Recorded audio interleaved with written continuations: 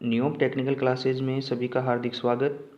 आज हम N C L 2020 के पेपर को सोल्व करेंगे, जिसमें 70 क्वेश्चन है।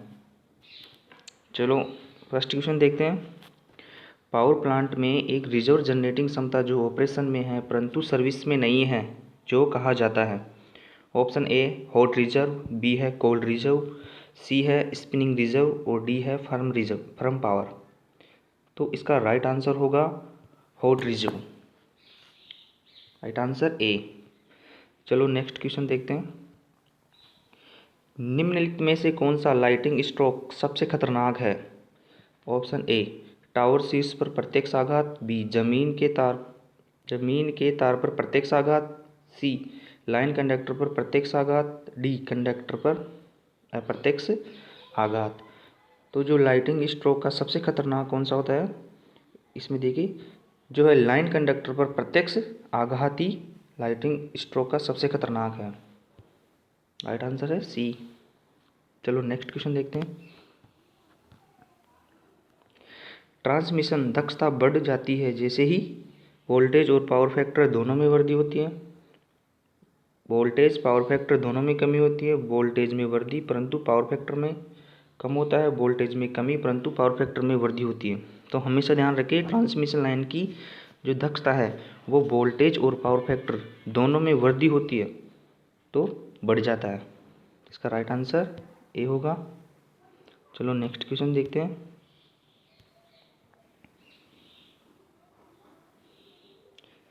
जब प्रत्यावर्ती धारा कंडक्टर से गुजरती है तो वह कंडक्टर के पूरे खंड में समान रूप से वितरित होती है।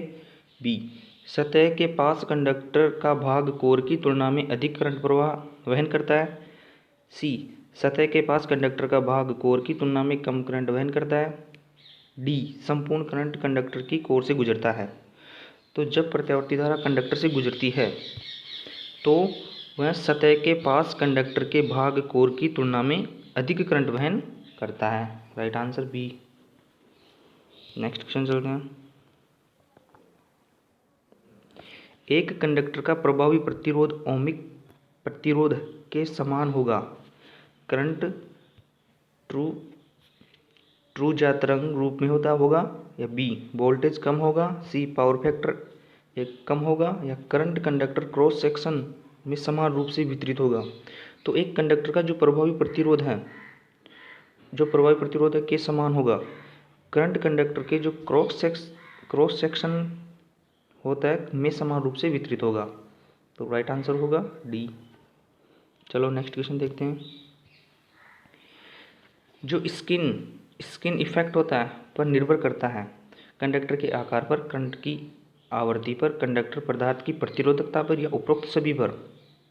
तो जो स्किन प्रभाव होता है, जो स्किन इफेक्ट होता है, वो होता है कंडक्टर जो पदार्थ की जो प्रतिरोधकता है उस पर निर्भर करता है। चलो नेक्स्ट क्वेश्चन देखते हैं।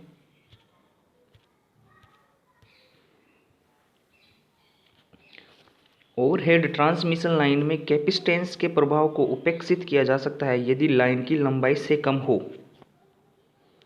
यदि ओवरहेड ट्रांसमिशन लाइन में जो कैपेसिटेंस प्रभाव होता है, धारतीय प्रभाव होता है, उसे उपेक्षित किया जा सकता है यदि लाइन की लंबाई कम हो। तो यदि लाइन की लंबाई 80 किलोमीटर से कम हो तो उस कैपेसिटेंस प्रभाव को उपेक्षित किया जा सकता है 80 किलोमीटर से कम। तो राइट आंसर डी। चलो नेक्स्ट क्वेश्चन देखते हैं।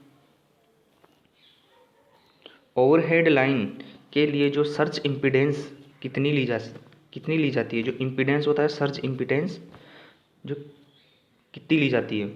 तो ऑप्शन देखिए 10 से 20 ओम, 50 से 60 ओम, 100 से 200 ओम, 1000 ओम से 2000 ओम। तो इसका राइट आंसर होगा 100 ओम से 200 ओम।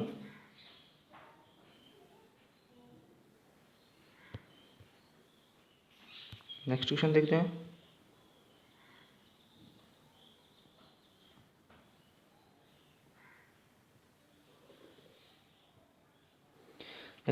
हैं। पिन इंसुलेटर सामान्यतः लगभग वोल्टेज तक उपयोग किया जाता है। जो पिन इंसुलेटर है सामान्य लगभग कितने वोल्टेज तक प्रयोग किया जाता है? तो ऑप्शन देखिए 100 kV, 66 kV, 33 kV, 25 kV। तो इसका राइट आंसर होगा 33 kV तक पिन इंसुलेटर प्रयोग किए जाते हैं। तो राइट आंसर हो गया है सी। चलो नेक्स्ट क्वेश्चन देखते हैं। कोरोना सामान्य तब होता है जब कंडक्टर के आसपास हवा में इलेक्ट्रोस्टैटिक तनाव से अधिक होता है। यदि कोरोना सामान्य थे, जो कोरोना इफेक्ट होता है वो जब कंडक्टर के आसपास की हवा का जो इलेक्ट्रोस्टैटिक तनाव कितना होगा से अधिक होता है। तो इसमें होगा 30 kV अधिकतम मान प्रति सेंटीमीटर होने पर कोरोना होता है, जो कोरोना इफेक्ट होता है वो होता है 30 kV प्रति सेंटीमीटर से अधिकतम। चलो नेक्स्ट क्वेश्चन देखते हैं। यदि बिजली 500 किलोमीटर दूर तक संचारित की जानी है तो ट्रांसमिशन वोल्टेज की रेंज में होना चाहिए। जब बिजली 500 किलोमीटर दूर तक संचारित की जानी है तो ट्रांसमिशन वोल्टेज की रेंज होगी 150 kV से 220 kV तक। इसका राइट आंसर होगा डी। चलो नेक्स्ट क्वेश्चन देखते हैं। जो लिट्ज तारों का उपयोग मध्यवर्ती आवृत्ति के लिए किया जाता है, तो अभिभूत करने के लिए जो लिट्ज तार होते हैं उसे किसे मध्यवर्ती आवृत्तियों के लिए किया जाता है, जो अभिभूत करने के लिए। तो ऑप्शन देखिए कोरोना प्रभाव, स्किन प्रभाव, सी है रेडियो इंटरफेस, डी है उपरोक्त सभी। तो लिट्ज तारों का उपयोग मध्यवर्ती आवृत्तियों के लिए स्किन प्रभाव को कम करने के लिए किया जाता है। तो राइट आंसर बी। चलो नेक्स्ट क्वेश्चन देखते हैं। UHF पर स्किन प्रभाव कम करने के लिए, तो UHF है अल्ट्रा हाई फ्रिक्वेंसी पर स्किन जो प्रभाव है को कम करने के लिए क्या करेंगे। तो कंडक्टर रंगे जाते हैं, बी कंडक्टर एनोडाइज किए जाते हैं, चांदी चढ़ी हुई तांबे की ट्यूब का उपयोग किया जाता है, चांदी चढ़ी हुई तांबे की छड़ का उपयोग किया जाता है। तो इसका राइट आंसर होगा सी। हमेशा ध्यान रखें, जो तांबे की ट्यूब जो चांदी चढ़ी हुई तांबे की ट्यूब का उपयोग किया जाता है, न कि चांदी चढ़ी हुई तांबे की छड़ का। तो हमेशा ध्यान रखें चांदी की चढ़ी हुई ट्यूब का उपयोग किया जाता है। चलो नेक्स्ट क्वेश्चन देखते हैं। लंबी ट्रांसमिशन लाइन पर इस्तेमाल किए जाने वाले रिले, जो लंबी ट्रांसमिशन लाइन होती है उस पर इस्तेमाल किए जाने वाले रिले कौन सा है। ऑप्शन देखिए mho relay, reluctance relay, impedance relay, या किसी रिले का उपयोग नहीं किया होता। तो इसका राइट आंसर होगा मोहो रिले। मोहो रिले लंबी ट्रांसमिशन लाइन पर इस्तेमाल किया जाता है। चलो नेक्स्ट क्वेश्चन देखते हैं। ACSR चालक में स्टील के तार का क्या कार्य है।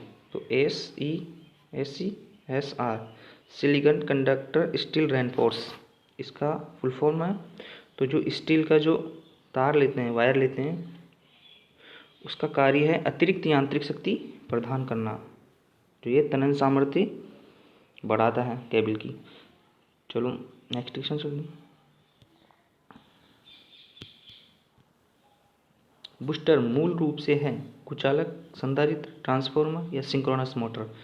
हमेशा ध्यान रखिए बूस्टर एक ट्रांसफार्मर है। नेक्स्ट क्वेश्चन देखते हैं। निम्नलिखित में से कौन सा शॉर्ट सर्किट सबसे खतरनाक है। Line to line short circuit, dead short circuit, line to ground short circuit, line to line और ग्राउंड शॉर्ट सर्किट। तो हमेशा ध्यान रखिए शॉर्ट सर्किट जो सबसे खतरनाक है वो है dead short circuit. Next question.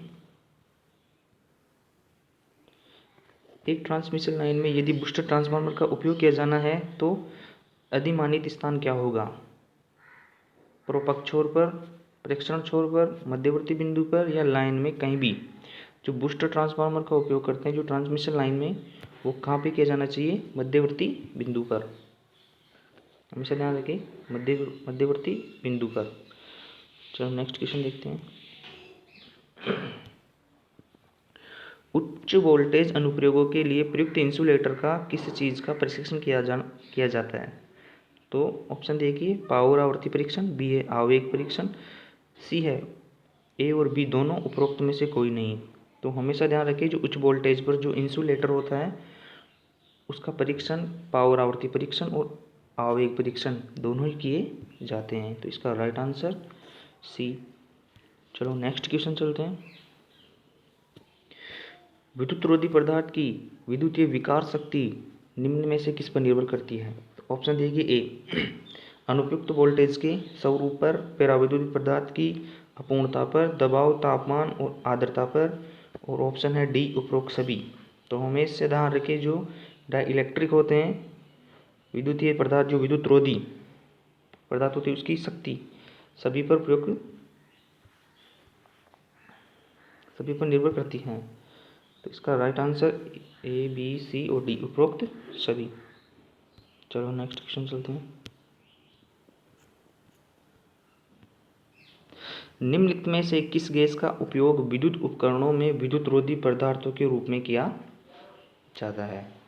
तो निम्नलिखित में से कौन सी गैस का उपयोग विद्युत उपकरणों में विद्युत रोधी पदार्थ के रूप में प्रयुक्त किया जाता है?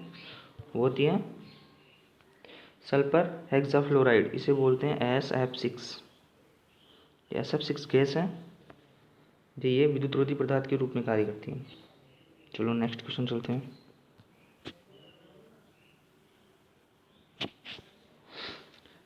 ठोस विद्युत रोधी पदार्थ का विद्युत यांत्रिकी विकार किस कारण होता है? चुंबकीय हुम, कंपन, विद्युत क्षेत्र द्वारा उत्पन्न बलकृत प्रतिबल, वोल्टेज उच्चयन व उत्पन्न विद्युत तनाव। तो जो ठोस विद्युत रोधी पदार्थ होता है उसका जो विद्युत यांत्रिक इलेक्ट्रोमैकेनिकल विकार होता है वो होता है विद्युत क्षेत्र द्वारा उत्पन्न बलकृत प्रतिबल। Right answer C. चलो नेक्स्ट क्वेश्चन देखते हैं। एक 3300/250 volt 50 hertz single phase transformer जो कि 125 सेंटीमीटर प्रभावी क्रॉस सेक्शन पर और कम वोल्टेज वाइंडिंग को चालू करने के लिए बनाया गया है, तो उच्च वोल्टेज वाइंडिंग पर चक्रों की संख्या क्या होगी? तो ये बोल रहा है कि इसमें चक्रों की संख्या बताना है। तो इसमें वोल्टेज का तो दे रखा है E2/E1 बराबर N2/N1। तो इसमें क्या है इसमें टर्नों की संख्या नहीं दे रखी है। तो इसमें हम देखना है कुछ गड़बड़ है क्वेश्चन में। इंग्लिश में देख लेते हैं, एक बार इंग्लिश में क्वेश्चन देख लेते हैं।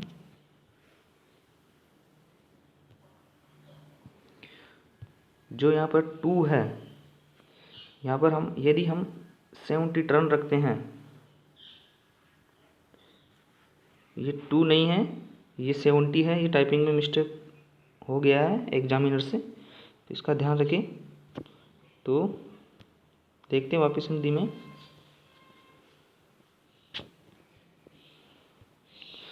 तो इसका राइट आंसर होगा 70 है। तो अब देखते हैं कैसे सोल्व होगा। 3300/250, तो N2 ज्ञात करना है, N1 है 70,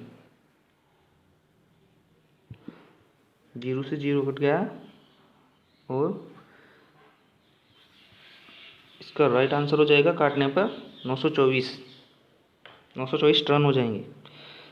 चलो नेक्स्ट क्वेश्चन देखते हैं।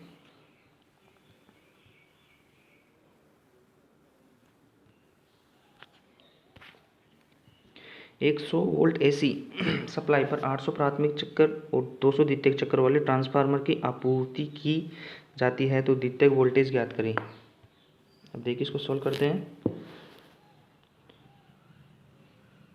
X2 X हमें ज्ञात करना है 100 वोल्ट और N2 है 200 और N1 है 800। 4 बार गया 200 से 800 और 4 बार 100 गया 25। तो इसका राइट आंसर हो जाएगा 25 वोल्ट। इसका राइट आंसर है 25 वोल्ट। चलो नेक्स्ट क्वेश्चन देखते हैं। एक 100 वोल्ट AC सप्लाई से 800 प्राथमिक चक्कर व 200 द्वितीयक चक्कर वाले ट्रांसफार्मर की आपूर्ति की जाती है, तो वोल्ट प्रति चक्कर ज्ञात कीजिए। तो वोल्ट प्रति चक्कर ज्ञात करना है, तो वोल्ट प्रति टर्न N, तो ये हमें ज्ञात करना है। वोल्टेज दे रखा है 100 और प्राथमिक टर्न दे रखे हैं 800। 2 से 2 1 में 8 का भाग देने पर 0.125D इसका राइट आंसर हो जाएगा 0.125। चलो नेक्स्ट क्वेश्चन देखते हैं। 25 kVA ट्रांसफार्मर में जिसमें वोल्टेज अनुपात 3300/400 वोल्ट है, प्राथमिक और द्वितीयक करंट ज्ञात करें। तो जब हम 25,000 में हम जब 400 का भाग देते हैं तो हमें प्राप्त होगा 62.5 एम्पीयर। तो ये हो जाता है प्राथमिक और द्वितीयक में करंट ज्ञात कीजिए। तो ऐसे हम ज्ञात कर सकते हैं। तो इसमें आएगा आंसर 62.5 एम्पीयर। ये आप कैलकुलेट करके देखिए। चलो नेक्स्ट क्वेश्चन चलते हैं। निम्नलिखित में से क्या घटता है यदि ट्रांसफार्मर की कोर पटलित की जाती है?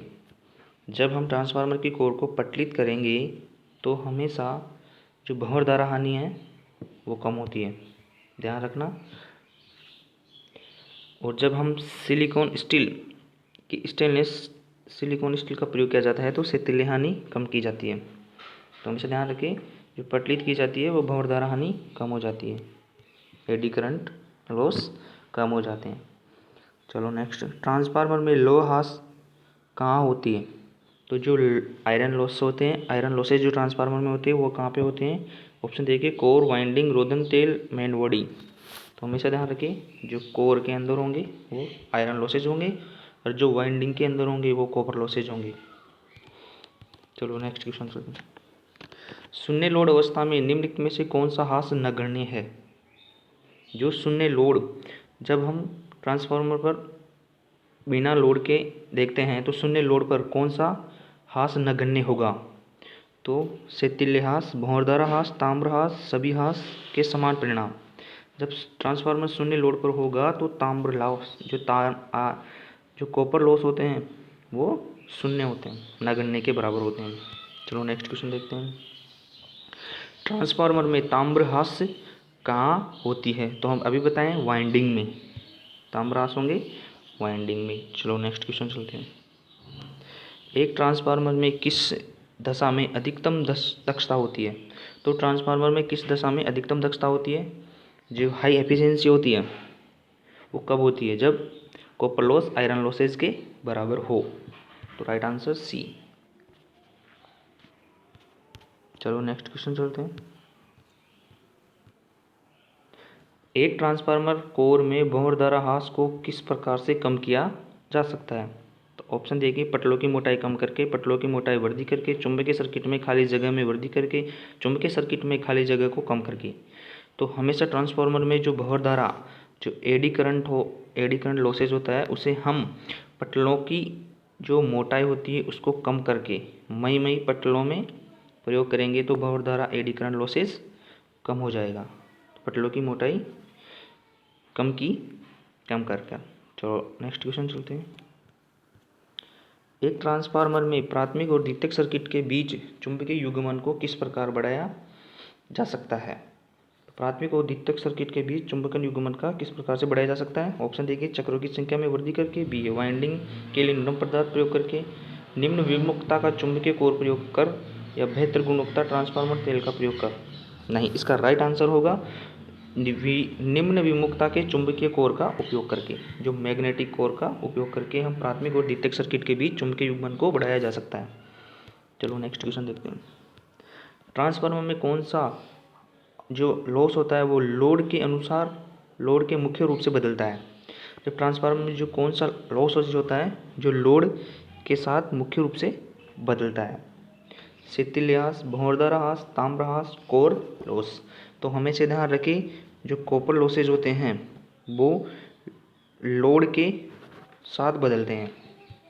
राइट आंसर होगा सी। चलो नेक्स्ट क्वेश्चन देखते हैं। ट्रांसफार्मर में पावर फैक्टर हमेशा एक होता है, हमेशा लीडिंग होता है, हमेशा लैगिंग होता है, लोड के पावर फैक्टर पर निर्भर करता है। हमेशा ध्यान रखिए, जो ट्रांसफार्मर का जो पावर फैक्टर होता है वो हमेशा लोड के पावर फैक्टर पर निर्भर करता है। यदि लोड कैपेसिटिव लोड है या इंडक्टिव लोड है या कैपेसिटिव रेजिस्टिव लोड है, इसके ऊपर निर्भर करता है। चलो नेक्स्ट क्वेश्चन देखते हैं। शून्य लोड पर ट्रांसफार्मर द्वारा लिया गया करंट अनुप्रयुक्त वोल्टेज से 90 डिग्री से कम होता है, अनुप्रयुक्त वोल्टेज 50 डिग्री से कम होता है, अनुप्रयुक्त वोल्टेज से 50 डिग्री ज़्यादा होता है, अनुप्रयुक्त वोल्टेज से 80 डिग्री ज़्यादा होता है। तो हमेशा ध्यान रखिए, जो शून्य लोड पर जो ट्रांसफार्मर द्वारा लिया गया करंट अनुप्रयुक्त वोल्टेज से 80 डिग्री कम होता है। तो राइट आंसर ए। चलो नेक्स्ट क्वेश्चन चलते हैं। एक ट्रांसफार्मर पर शॉर्ट सर्किट परीक्षण क्या देगा? पूर्ण लोड पर ताम्रहास, अर्ध लोड पर ताम्रहास, किसी भी लोड पर लोहास, लोहास व ताम्रहास का योग। तो हमेशा ध्यान रखिए, जो शॉर्ट सर्किट परीक्षण होता है वो हमेशा पूर्ण लोड पर ताम्रहास देगा। चलो नेक्स्ट क्वेश्चन चलते हैं। ऊंचाई ट्रांसफार्मर किस में वृद्धि करता है? जो ऊंचाई ट्रांसफार्मर, इंग्लिश में देख लेते हैं एक बार, स्टेप डाउन है या स्टेप अप? Step up. ऊंचाई ट्रांसफार्मर जो होता है वो किस में वृद्धि करता है? ऊंचाई ट्रांसफार्मर करता है वोल्टेज में। इसका राइट आंसर हो गया ए। इसका राइट आंसर है वोल्टेज, सी। चलो नेक्स्ट क्वेश्चन चलते हैं। जो अपचाई ट्रांसफार्मर द्वितीयक चक्र प्राथमिक चक्र से कम होते हैं, द्वितीयक चक्र प्राथमिक चक्र से कम होते हैं, या फेज शिफ्ट 180 डिग्री होता है, या द्वितीयक करंट हमेशा प्राथमिक करंट से अधिक होता है। तो जो अपचाई ट्रांसफार्मर स्टेप अप है क्या स्टेप डाउन? तो जो अपचाई ट्रांसफार्मर है वो अपचाई जो स्टेप डाउन ट्रांसफार्मर है, इसमें जो द्वितीयक जो टर्न होंगे वो प्राथमिक से कम होंगे, द्वितीयक चक्र प्राथमिक चक्र से कम होते हैं। Right answer A. चलो नेक्स्ट क्वेश्चन चलते हैं। उच्च आवृत्ति ट्रांसफार्मर में, उच्च आवृत्ति जो होती है ट्रांसफार्मर, उसमें ऑप्शन देखिए, कार्बन कोर का उपयोग किया जाता है, कास्टिक कोर का उपयोग किया जाता है, फेराइट कोर का उपयोग किया जाता है, एल्यूमिनियम कोर का उपयोग किया जाता है। हमेशा ध्यान रखिए, जो उच्च आवृत्ति के ट्रांसफार्मर होता है उसमें फेराइट कोर का उपयोग किया जाता है। चलो नेक्स्ट क्वेश्चन देखते हैं। एक ट्रांसफार्मर पर ओपन सर्किट परीक्षण क्या देगा? ए कोर लॉस, बी ताम्र लॉस, सी कोर व ताम्रहास का योग, या रिएक्टेंस का रिसाव। तो जो एक ट्रांसफार्मर जो ओपन सर्किट होता है वो हमेशा कोर लॉस देता है। Right answer A. चलो नेक्स्ट क्वेश्चन चलते हैं। एक ट्रांसफार्मर में रिसाव प्रवाह निम्न पर निर्भर करता है। रिसाव जो प्रवाह होता है, जो लीकेज फ्लक्स निर्भर करता है लोड करंट वोल्टेज और आवृत्ति, लोड करंट वोल्टेज आवृत्ति और पावर फैक्टर। तो हमेशा ध्यान रखिए, जो लीकेज फ्लक्स होता है वो लोड करंट पर निर्भर करता है। चलो नेक्स्ट क्वेश्चन। निम्नलिखित में से कौन सा ट्रांसफार्मर पर एक नियमित परीक्षण नहीं है? वो परीक्षण बताना है जो टेस्ट करते हैं ट्रांसफार्मर के, जो कौन से नहीं है नियमित रूप से। पोलैरिटी परीक्षण, रेडियो इंटरफेस परीक्षण, कोर इंसुलेशन वोल्टेज परीक्षण, इम्पीडेंस परीक्षण। तो हमेशा ध्यान रखिए, जो नियमित परीक्षण नहीं है रेडियो इंटरफेस परीक्षण, बी। चलो नेक्स्ट क्वेश्चन देखते हैं। एक ट्रांसफार्मर में यदि पीक वोल्टेज प्राथमिक को दिया जाता है, तो यदि हम एक ट्रांसफार्मर को peak voltage, peak to peak मतलब पीक वोल्टेज प्राथमिक को दिया जाता है, तो लोहास कम होगा, लोहास अधिक होगा, ताम्रहास कम होगा, या विंडेज हास अधिक होगा। तो इसका राइट आंसर हो जाएगा लोहास अधिकतम, लोहास कम होगा। इसका राइट आंसर है आयरन लॉसेस कम होंगे। जब हम प्राथमिक को पीक वोल्टेज देते हैं तो लोहास कम होगा। चलो नेक्स्ट क्वेश्चन देखते हैं। एक ट्रांसफार्मर में ट्रांसफार्मर तेल का क्या कार्य होता है? इंसुलेशन और शीतलन प्रदान करना, बिजली से सुरक्षा प्रदान करना, शॉर्ट सर्किट से सुरक्षा प्रदान करना, चलित पुर्जों को चिकनाना। तो इसका राइट आंसर है इंसुलेशन व शीतलन, दोनों ट्रांसफार्मर ऑयल का कार्य होता है। चलो नेक्स्ट क्वेश्चन देखते हैं। बुकोल्स रिले का उपयोग किस पर किया जाता है? तो बुकोल्स रिले वायु शीतली ट्रांसफार्मर, तेल शीतली transformer, welding transformer, furnace transformer. तो हमेशा ध्यान रखिए, बुकोल्स रिले का उपयोग किया जाता है वो तेल शीतलित ट्रांसफार्मर होता है। तो राइट आंसर बी। चलो नेक्स्ट क्वेश्चन देखते हैं। एक वितरण ट्रांसफार्मर में सामान्यतः वितरण जो डिस्ट्रीब्यूशन ट्रांसफार्मर होता है उसमें सामान्यतः कोर हास ताम्रहास के बराबर होते हैं, कोर हास ताम्रहास से अधिक होते हैं, कोर हास ताम्रहास से कम होते हैं, कोर कोर ह्रास ताम्र ह्रास का आधा होता है। तो जो वितरण ट्रांसफार्मर होता है उसमें क्या होता है, कोर जो ह्रास होता है वो ताम्र ह्रास से कम होता है या कोर ह्रास ताम्र ह्रास से आधा होता है। तो कोर ह्रास होता है वो ताम्र ह्रास से, कोर ह्रास जो ताम्र ह्रास से अधिक आधा होता है, मतलब ऑप्शन दोबारा देखिए, कोर ह्रास ताम्र ह्रास के बराबर वितरण ट्रांसफार्मर में नहीं, कोर ह्रास ताम्र ह्रास से अधिक, जो कोर लॉसेज होगी वो ताम्र ह्रास से अधिक नहीं होंगी, कोर ह्रास ताम्र ह्रास से तांबे से कम। तो इसका राइट आंसर होगा सी, क्योंकि जो वितरण ट्रांसफार्मर होते हैं उसमें कॉपर लॉस होते हैं वो अधिक होते हैं, तो कोर ह्रास ताम्र ह्रास से कम होंगे। Right answer C. चलो नेक्स्ट क्वेश्चन देखते हैं। बुकोल्ज रिले ट्रांसफार्मर में कार्य करेगी जब कभी भी, बुकोल्ज रिले ट्रांसफार्मर में कार्य करेगी जब कभी भी बड़ा आंतरिक दोष पर, चुंबक सर्किट में संतृप्ति पर या अतिभार पर या उपरोक्त में से कोई भी। तो हमेशा ध्यान रखें, जो बुकोल्ज रिले होती है ट्रांसफार्मर में, जो आंतरिक फॉल्ट होता है, बड़ा आंतरिक दोष होता है, उस पर कार्य करेगी। तो राइट आंसर ए। चलो नेक्स्ट क्वेश्चन देखते हैं। एक ट्रांसफार्मर में शून्य वोल्टेज नियमन कब होगा? शून्य पावर फैक्टर पर, लैगिंग पावर फैक्टर पर, लीडिंग पावर फैक्टर पर, एकम पावर फैक्टर पर। तो हमेशा ध्यान रखें, जो शून्य वोल्टेज होगा वो कौन से पावर फैक्टर पर होगा, ये बताना है। तो ट्रांसफार्मर में शून्य वोल्टेज जो होगा वो होगा लीडिंग पावर फैक्टर पर। हमेशा ध्यान रखिए, लीडिंग पावर फैक्टर पर शून्य वोल्टेज रेगुलेशन होगा, पता है, शून्य voltage regulation leading power factor पर होगा। चलो नेक्स्ट क्वेश्चन देखते हैं।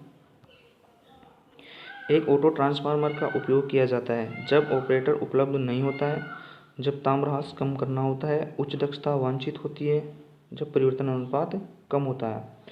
तो एक ऑटो ट्रांसफार्मर का उपयोग किया जाता है जब वह परिवर्तन अनुपात कम होता है। तो राइट आंसर डी, इसका राइट आंसर होगा डी। चलो नेक्स्ट क्वेश्चन चलते हैं। यदि ट्रांसफार्मर कोर तांबे से बना है तो ताम्र ह्रास कम होगा, भंवरधारा ह्रास अधिक होगा, शैथिल्य ह्रास अधिक होगा, उपरोक्त में से कोई नहीं। जब ट्रांसफार्मर का कोर तांबे से बना है तो एडी करंट, शैथिल्य हानि, ताम्र ह्रास कम होगा, भंवरधारा ह्रास अधिक होगा, शैथिल्य ह्रास अधिक होगा, उपरोक्त में से कोई नहीं। तो हमेशा ध्यान रखें, जब भंवरधारा ह्रास, एडी करंट लॉसेस अधिक होगा, जब हम कोर तांबे से बना होता है। तो ध्यान रखें, ट्रांसफार्मर कोर यदि हम तांबे से बना लेते हैं तो भंवरधारा ह्रास अधिक होगा। चलो नेक्स्ट क्वेश्चन देखते हैं। लोड अवस्था में दो समान ट्रांसफार्मर की दक्षता किसके द्वारा निर्धारित की जाती है? तो दो लोड से जुड़े हुए ट्रांसफार्मर हैं, उनकी दक्षता किसके द्वारा निर्धारित की जाती है? तो ऑप्शन देखिए, बैक टू बैक परीक्षण, ओपन सर्किट परीक्षण, शॉर्ट सर्किट परीक्षण, उपरोक्त में से कोई भी। तो हमेशा ध्यान रखिए, जो बैक टू बैक परीक्षण होता है वो लोड अवस्था में दो ट्रांसफार्मर होते हैं, उनकी दक्षताएं निर्धारित की जाती हैं। चलो नेक्स्ट क्वेश्चन देखते हैं। यदि एक ट्रांसफार्मर कोर तांबे से बना है और कोयल स्टील तार से बना है तो हमेशा ध्यान रखें, जो एक ट्रांसफार्मर कोर हम तांबे से बना लेते हैं और उसकी जो वाइंडिंग है वो स्टील से कर देते हैं, तो हमें क्या होगा, मैग्नेटाइज करंट कम होगा, वाइंडिंग ताम्र ह्रास अधिक होगा, भंवरधारा ह्रास कम होगा, उपरोक्त सभी। तो हमेशा ध्यान रखें, जब एक ट्रांसफार्मर को हम तांबे से बना लेते हैं और यदि और कोयल स्टील से बना लेते हैं तो वाइंडिंग ह्रास अधिक होगा। तो राइट आंसर हो गया बी, वाइंडिंग ताम्र ह्रास अधिक होगा। चलो नेक्स्ट क्वेश्चन चलते हैं। एक ट्रांसफार्मर में निम्नलिखित में से कौन सा ह्रास पूर्ण भार पर शून्य होता है? जो पूर्ण भार पर शून्य होता है वो कौन सा होता है? आयरन लॉस, जिसे बोलते हैं हम कोर लॉस।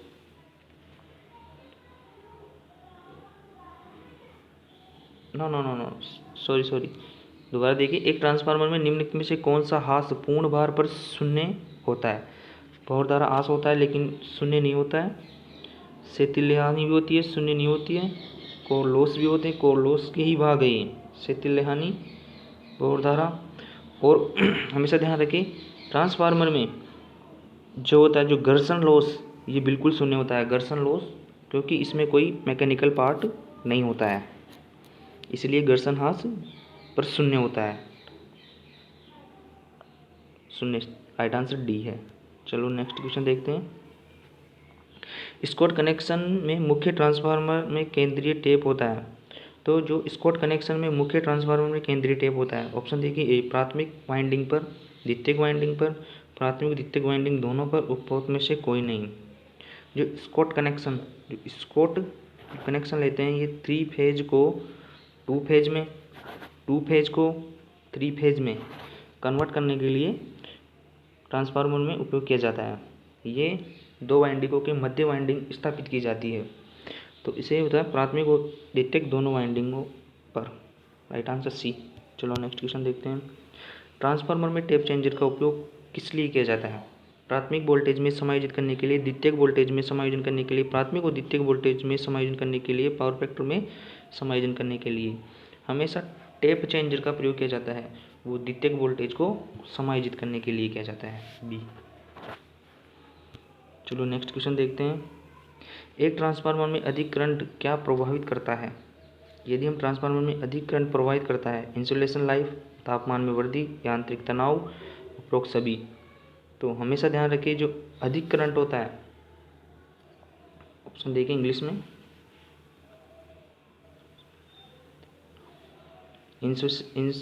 एक ट्रांसफार्मर में अधिक करंट क्या प्रभावित करता है? इंसुलेशन लाइफ, तापमान में वृद्धि। जो अधिक करंट होता है वो तापमान में वृद्धि करता है। नेक्स्ट क्वेश्चन देखते हैं। करंट ट्रांसफार्मर का उपयोग निम्नलिखित में से किस उपकरण के साथ किया जा सकता है? तो करंट ट्रांसफार्मर का उपयोग निम्नलिखित में से किस उपकरण के साथ किया जा सकता है? करंट ट्रांसफार्मर का उपयोग एमीटर द्वारा, वाट मीटर द्वारा, वाट हावर मीटर द्वारा, उपरोक्त में से कोई भी।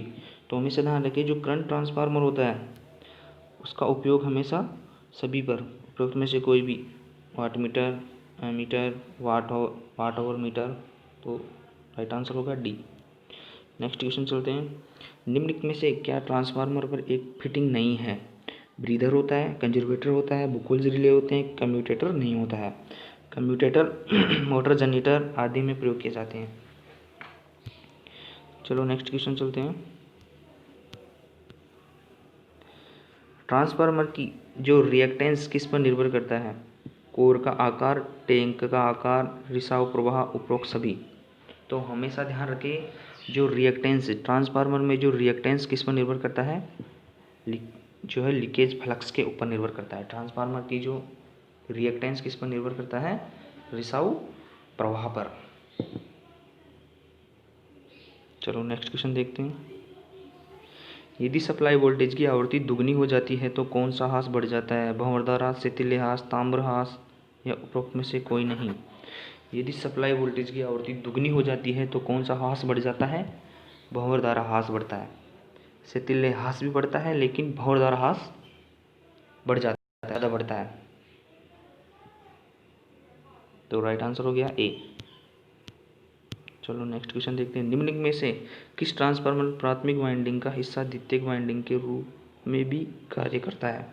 तो कौन से ट्रांसफार्मर का प्राथमिक और द्वितीयक वाइंडिंग, प्राथमिक का हिस्सा भी द्वितीयक वाइंडिंग का ही कार्य करता है? तो हमेशा ध्यान रखिए, जो ऑटो ट्रांसफार्मर होता है उसमें एक ही वाइंडिंग होती है जो प्राथमिक और द्वितीयक दोनों का कार्य करती है।